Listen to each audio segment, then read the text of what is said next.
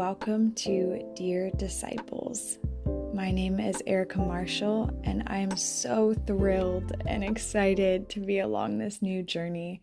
This podcast has been on my heart for years, and it just wasn't the right time for a long time. And I fasted earlier in the year and just trying to seek clarity on when and what God wanted it to be. And the time is now. And so I'm here. I'm so ready. This is brand new for me, but I'm just so excited to share the life change that comes with getting to know Jesus and building a relationship with Him and seeking His kingdom and His heart, pursuing Him actively and following His commandments, and the life change that's come with that. And I wanted to share a little bit about my testimony and how I came back to Jesus, because I grew up in the church for as long as I can remember. I remember growing up being so excited to go to church, and I just absolutely loved it. I love Jesus. I have always believed in Him. There was never a moment where I didn't believe in Him and who He was. There were just moments where I wasn't actively pursuing Him and following Him. There's a difference between following and believing. There's a huge difference, and I didn't recognize that for a long time. But I was in the faith for a long time, and I may go into more depth of like my childhood, and there are different seasons where I was very eager to learn, and I was going to ladies' Bible studies because I felt like people my age were just not as serious during our classes, and I wanted them to just be quiet so I could learn. So I just went to ladies' classes, and I might go into how, I wasn't, the most popular girl ever in school, but really those are all just little pieces of the puzzle. But I really want to talk about the main journey that sticks out in my mind of what God's brought me through. And of course, we all have, like, our testimony is not one piece, right? There are so many pieces to our testimony, but I want to really just share the big hit of the life change that happened, and where the valley came, and where I got lost, essentially. And so basically, high school happened. I know it's kind of a trend you actually see often, and I am one of those people. But when I was 16, I got into a relationship with a wonderful guy. We'd been best friends, great friends for years, and then we started dating, and he quickly became my everything. And I was in love, and that became really all I cared about and all I wanted to do and all I put my energy towards. And everything else was really put to the wayside, and I didn't put at a higher priority than him. He became my number one in everything, and that included putting God to the wayside. And I stopped growing. I stopped going to church. I still believed in Him, but I became very distant from Him. I didn't have a relationship with Him at all. And really just putting all of my effort into that one person, into my boyfriend and my relationship. I didn't really have many friends outside of him, and I also didn't really care to have any. I felt like if I had other close friends to hang out with, then I would have to, go hang out with them, and I didn't really care to do that. So I was just primarily close with him. And we were together for about 3 years. And so I was very isolated within that and intertwined within that. But I saw nothing wrong with it. I didn't feel like he wasn't the one that was telling me, like, oh, don't hang out with anyone else, don't get any more friends. That was totally all me. And in my eyes, it was perfect. Absolutely perfect. I wouldn't have changed a thing. The issue was that I put everything else aside, including myself, a lot of the time. But after 3 years of dating and really a little over a year of living together, I was 19 and he took his life. And it's truly an unexplainable feeling. It was unbearable. I mean, simply the idea and the thought of losing a person you plan to spend the rest of your life with, the person you saw you staying with for the rest of your life, and you've made plans. Just the thought of losing them pierces you in the chest. But the pain of actually losing them, man, it radiates through your entire being. I didn't know what to do with myself when I received that phone call that he was gone. I felt lost. I felt so alone, so confused. I felt so much, but at the same time, I felt so empty. I mean, I went weeks without being able to eat, and it was a struggle to drink water and sleep. Like, just functioning felt impossible because one day I had my life all planned out and I knew I had an idea of what to expect. And then the next day I was alone and I didn't know what my plan was. And frankly, I didn't know who I was because my identity and all of my focus was on him, that I didn't really know who I was. And so I immediately wanted to escape my reality. I wanted to do anything to make the pain go away. And I immediately started smoking weed and just trying to get out of the reality. I wouldn't even say I was addicted to smoking weed or to pleasure. I was just addicted to the escape of whatever I could, in whatever way that I could. And it became a really bad habit. It was pretty consuming. It started really small because I smoked every now and then when I was a teenager, but I would smoke to a point of I couldn't really move, and I just was trying to numb the pain, and nothing really seemed to work, and that was very frustrating. And after a few months, there were people in my life that were very supportive, and I had a lot of support. It was just hard for anyone to really understand in depth what I felt or what I was going through. In reality, there's so much there that I could go into, but really you could just see how low my self-image was and how worthless I thought I was based off of my actions.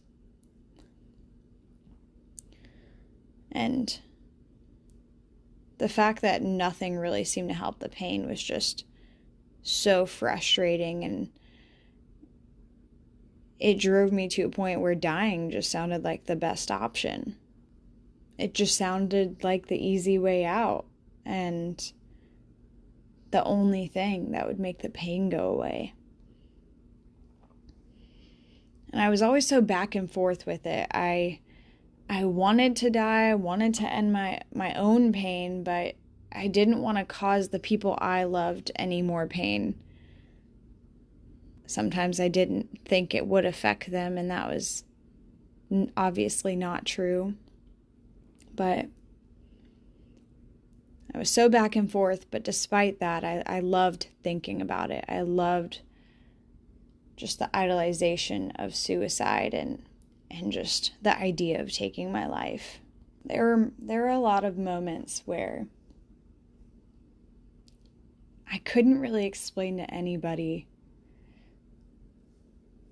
how I felt, or if people would ask me questions and I didn't really know how to physically answer or verbalize it, just because there was so much and the pain just hurt so much that it practically made me speechless.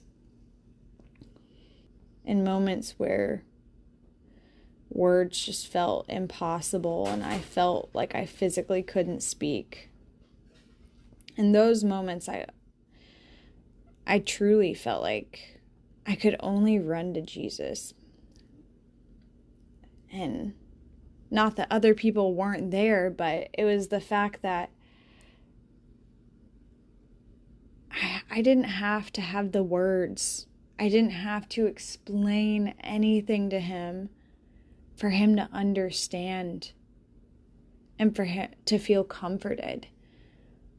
Like, he already knows everything. And going to him was just the most peaceful thing I could do. I never went to therapy. I think I went once and it was horrible and I never went again. And so I really just primarily went to him and allowed him to heal me slowly but surely. And what was so beautiful to me is that even though I'd been distant for years, I knew if I ran to him, he would welcome me with open arms and hold me close and bring me peace.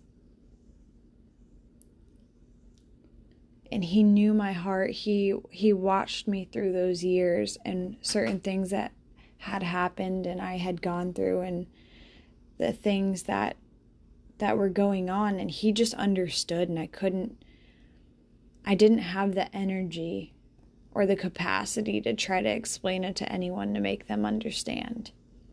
But he understood, and that just brought me so much peace. Even with getting back to Jesus in that time period, I was still very wishy-washy. Very wishy-washy, very back and forth. And for really almost 3 years, I was still wrapped up in worldly things with only a little bit of Jesus in my life.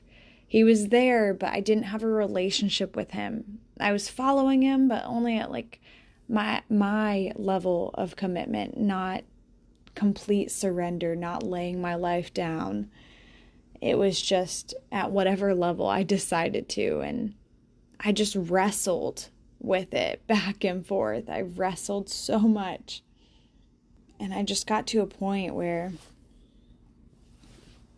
I was going back to church and I was filling myself with, it wasn't anything like an in-depth study, but I was reading the Bible verse of the day and I was listening to worship music and I was worshiping him and I was listening to sermons, but it was still in the midst of like, I would do that while smoking.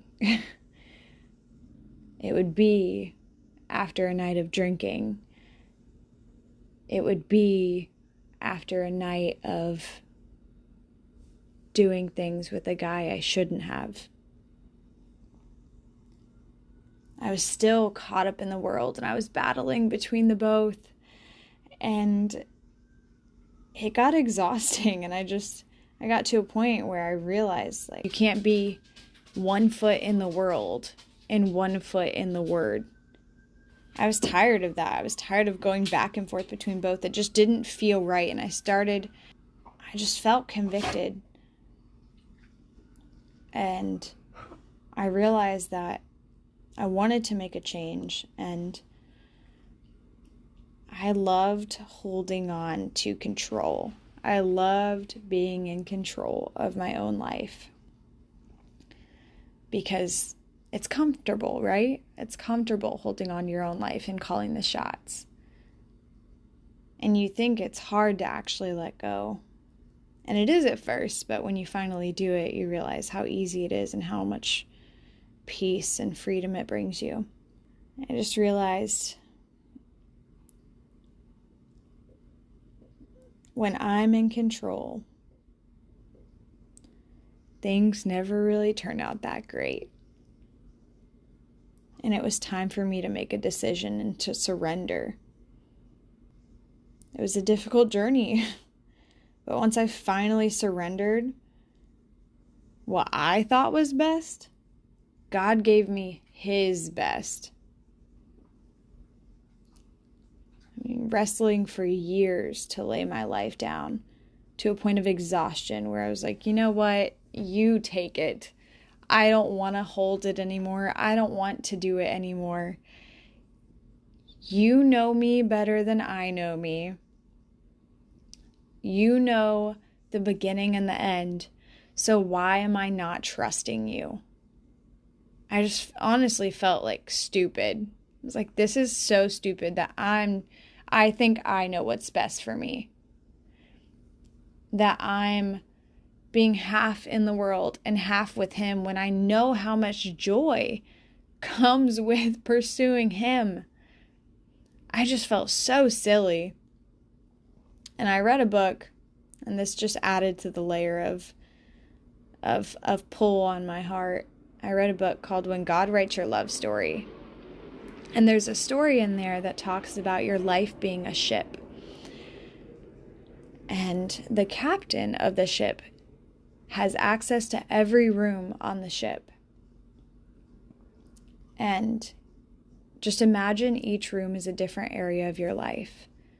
Oh, I'm going to control my finances, Lord, and I'm going to control my relationships. Like I'll do that, but you can have every other room on the ship. I'm just going to control these two.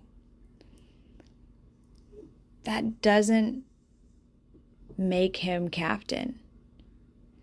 That means you are the captain of your ship. And that was exactly what I was doing. I started crying. I was like, Lord, I don't want to be captain. And I've been captain.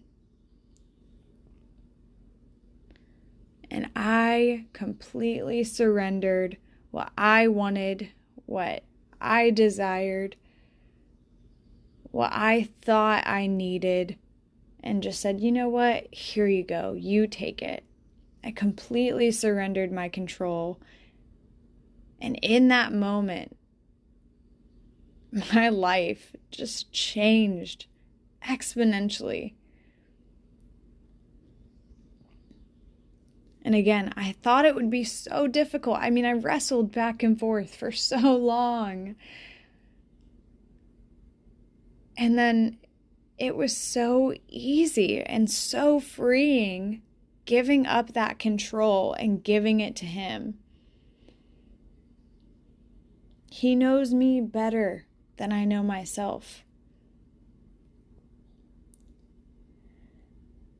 And after that, life was it just moved forward. And it was a long journey of a lot of things that I did to myself and situations I put myself in and being of the world rather than getting to know Him. I wasn't immediately absolutely perfect, studying my Bible every single morning, only listening to worship music and praying all the time and, being steadfast. And I wasn't perfect, but I serve a perfect God. I serve a perfect Father. And He took me broken. He took me as I was And he molded me and formed me into something different and something way more beautiful. I truly was so lost. I felt lost. But he came and found me. I was the one out of the 99 lost. But there was a piece of my heart that always wanted him and always knew that he was there. I just wasn't seeking him, and he came for me. And even in the midst of the struggles that I was going through, even when I had this suicidal idolization, there were moments where I was like, I just want to go. And I could hear him in my spirit saying, no. How are you going to help people if you don't overcome this? I can use you. If you move through this, you can help other people overcome it too. But you have to keep fighting. A lot of days, that was the only thing that brought me through. And I recognized that it was him. People will come to me that do know my story. They're like, how did you do it? And my only response is him. If I tried doing it on my own, I don't know where I would be or if I would be. But it was him. He loves you unconditionally. He wants to know you. And despite what you've done, whether it was years ago, throughout the years, if it was yesterday, if it was 10 minutes ago, he loves you unconditionally, and he wants a relationship with you. He wants you to know him and the life change that comes with that is truly indescribable. And so that's it. God is so good. He is truly so faithful. I never thought I would ever be loved again. That was another lie that was in my head. And I am happily married to an incredible man of God that I prayed for a long time. And he checks off everything that I put on my list.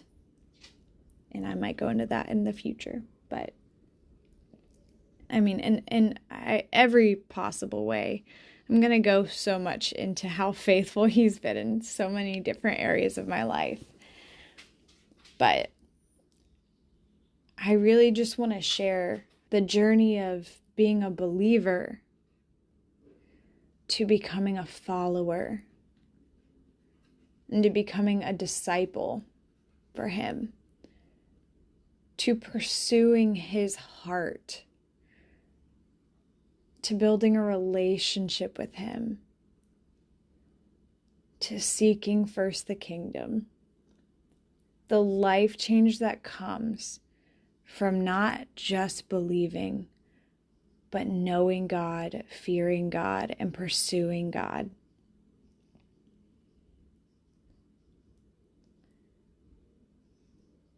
You can be transformed by the renewal of your mind.